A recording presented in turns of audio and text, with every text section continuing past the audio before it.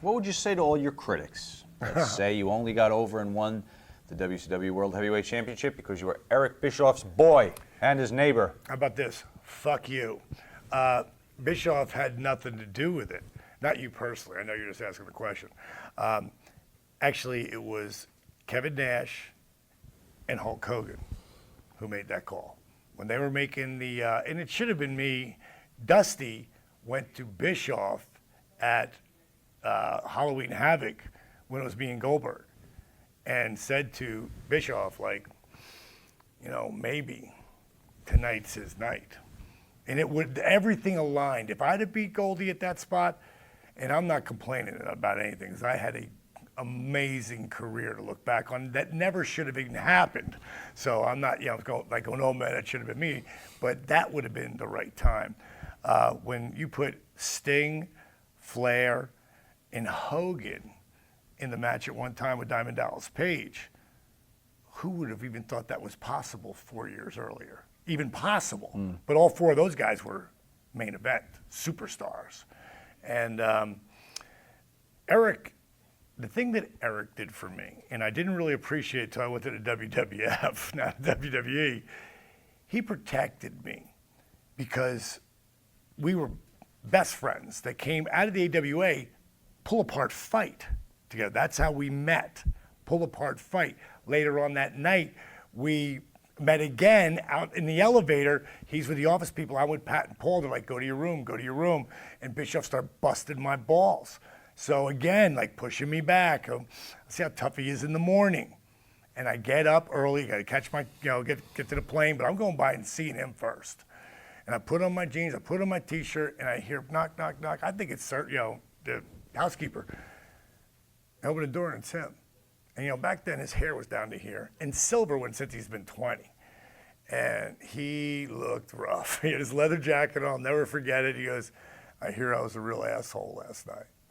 I said, yeah, you were. I said, I was just coming to see you. He goes, well, there's two ways we can handle this. He goes, one, you shake my hand and accept my apology. Two, and he pulled his front 3 teeth out. And he said, punch me in the mouth, whatever you think works. Now, I've been running nightclubs since I was a kid. I started laughing. I go, dude, that's the greatest comeback I've ever heard. I go, I'd much rather shake your hand. So when he comes down to try out, he tries out with me. But he looks like now the Ken doll, that freaking handsome freaking, you know, model dude. I got no time to talk, so I rush him in the booth. We start going over the match. I realize he doesn't know how to do play-by-play, so I'm helping him. And Dusty said, he's Herd's boy. Jim Herd, who ran the company? Mm-hmm. He's Herd's boy. So if you don't like him, if you don't remember, think he's a dick, bury him. He said, if you like him, help him. So I know they want him to do play-by-play, and they want me to do color. So I keep helping him and telling him, collar and elbow lock, pulling a headlock. He didn't know how to call him that shit. He knew how to talk, but he knew how to call the shit. So long story short, we get to the end. We got 8 takes in. I go, okay, I think he's got it. I got to get the TV in Columbus. Let's do it right now. He goes, hold on a second. He goes, can I ask you a question? I said, sure. He goes, do you remember me? I said, yeah, you're the guy I was got in a fight with in the AWA. He goes, just check it. So that's where we came from. And over time, people would try to fuck me and stab me and bury me. And he goes, no, that's not what Page is doing. He's trying to help him. He's trying to, you know, he cares. That's why, I mean, he knew, because he knew who I was. I'm not a douchebag. I'm not someone who friggin' stabs somebody in the back. If I got a problem with you, I tell you to your face. I don't walk around the back. And I'm very honest.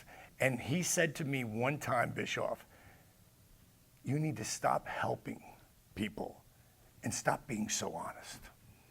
And I said, you know what? Fuck that. I said, I'm not changing who I am because of the way other people are. If they don't like that, fuck them. Right. You know, and he could protect me, and that's what he did. When it came to pushing me,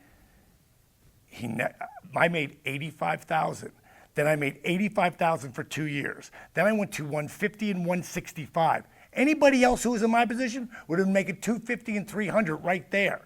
When I went to 275 and 295, I should have been at 400 and 500. Nash told us that Eric would do the opposite and keep you down a little because he didn't want the perception to be And it was Nash who said, Eric, you got to stop.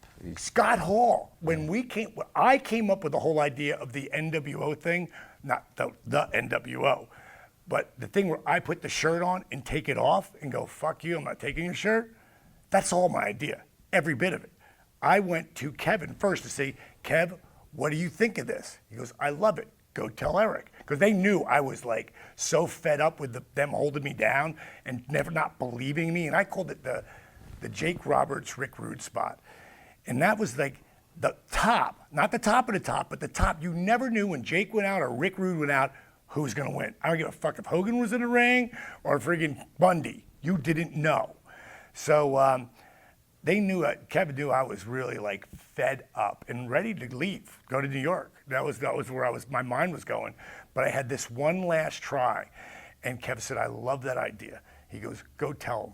I go, well, I got to tell Scott. He's taking the cutter. He goes, what? You don't think Scott remembers you getting him his job when his wife's pregnant and nobody would hire him? You made that happen. He goes, go tell him. Scott will do it. I go, I'm not doing anything until I talk to Scott. So I tell Scott, he goes, oh, I love it. He goes, let's tell Bischoff tonight. So we go to the bar after the show, and they run it by him. I don't run it by him. And he was like, I don't know. He goes, I like it. And Scott Hall says, you know, if being your friend is a detriment, I'm not sure if I want to work here. I was like, wow. So anybody who's watching this part, a lot of people say it's all about who you know or who knows you. I'm sure that helps. But you know what really helps and works? Who's willing to say they know you? Who actually gives a shit? Who actually put their name on the line for you? And I had count. Hogan was big. Savage, obviously, was big. You think Bischoff talked those guys into that shit? You can't talk Hogan into anything he doesn't want to do. Yeah. Scott and Kev, they went to me for that angle. Now, let me just segue for a second here. I know it's going to run off a little bit, but it's good shit. So it's down. It's in the books. We're doing it in Charlotte, North Carolina. Sully comes by, grabs Eric, pulls me out and goes, Diamond, you know, we got a Piper's coming in tonight, and he's got all the bagpipes, and he's got this, and he's got that. You know, it's going to be such a big deal. We don't want this to get lost. We should probably do it next week, but it's up to you. It's like, sure, I don't care. I don't care. Got shifted next week. It got shifted 9 weeks in a row. Somebody was coming with bagpipes every week? No, it was always something else. Right. And it got to me and Big Show ran together the whole time. He's like, dude, you need to go to New York. They're never going to give you that opportunity. And then it finally happened. And I got to segue because I got to tell this story. It's going to be New Orleans, the Dome. I'm working with Mark Starr. I got 12 minutes for the match and the angle. Dome's so big that you got to get in a golf cart and drive around. On the way there, everybody's got the head cans on. Diamond, 10 minutes. I go, okay, here it starts. Get there, and I'm just expecting some kind of jab here, you know. Get there, start stretching out. Diamond, 8 minutes. Okay, I can do that. Everything's fitting there, okay, but it's starting to irritate me, you know, okay.